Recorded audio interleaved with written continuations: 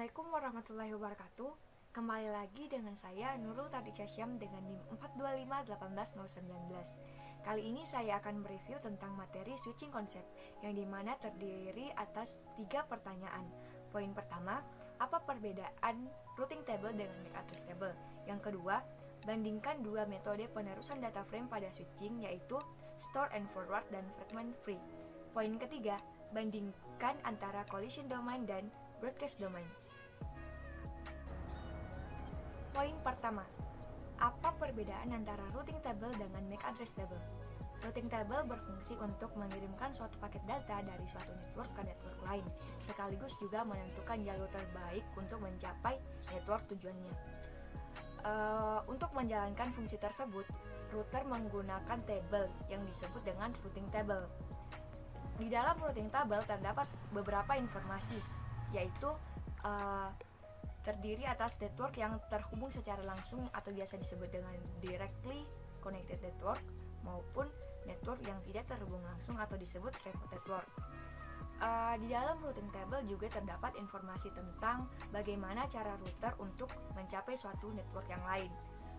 Routing table itu sangat penting karena router sebagai pedoman untuk mengirimkan suatu paket data yang diterimanya. Routing table sangat penting karena router digunakan sebagai pedoman untuk mengirimkan suatu paket data yang diterimanya. Routing table pada OSI layer berada pada layer ketiga, yaitu network layer. Sedangkan MAC address table merupakan tabel yang digunakan oleh switch untuk mengarahkan lalu lintas network ke arah port yang sesuai. Switch merupakan perangkat keras yang terdapat di dalam jaringan komputer yang berfungsi sebagai alat penghubung antar komputer.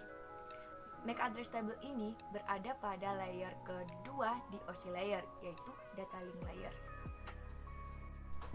Poin kedua, dengan pertanyaan, bandingkan dua metode penerusan frame data pada switching, yaitu store and forward and fragment free. Store and forward switching merupakan metode dengan switch mengopi seluruh bagian Ethernet frame ke memori switch untuk memulai perhitungan CRC atau cyclic redundancy check untuk pengecekan error. Jika menemukan error, maka Ethernet frame tersebut akan dibuang. Sedangkan jika tidak terdapat error, maka switch akan meneruskan ke host tujuannya. Adapun kelebihan yang dimiliki oleh store and forward switching ini yaitu mampu memastikan frame yang dikirim tidak rusak, tetapi menyebabkan delay karena adanya perhitungan CRC atau cyclic redundancy check ini untuk tiap Ethernet frame. Sedangkan fragment free switching merupakan metode yang bentuk pengembangan dari cut-through switching, yang dimana switch yang menjalankan cut-through switching ini hanya membaca sampai bagian destination MAC address dari Ethernet frame sebelum mengambil keputusan. Sedangkan switching yang menjalankan metode fragment free switching membaca 60 bytes pertama dari Ethernet frame-nya atau ukuran minimal untuk pengecekan error. Hal ini dilakukan untuk mencegah meneruskan Ethernet frame yang rusak.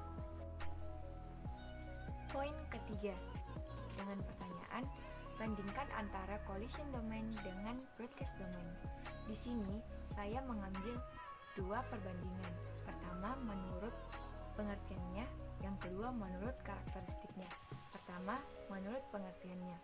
Collision domain merupakan istilah Ethernet yang digunakan untuk menggambarkan sekelompok peralatan jaringan yang dimana jika ada satu alat mengirim paket ke segmen network tersebut, maka alat yang lain akan dipaksa untuk memperhatikannya. Sedangkan broadcast domain merupakan sekelompok peralatan jaringan yang berada di segmen yang sama, yang mendengar paket broadcast yang dikirim ke segmen itu.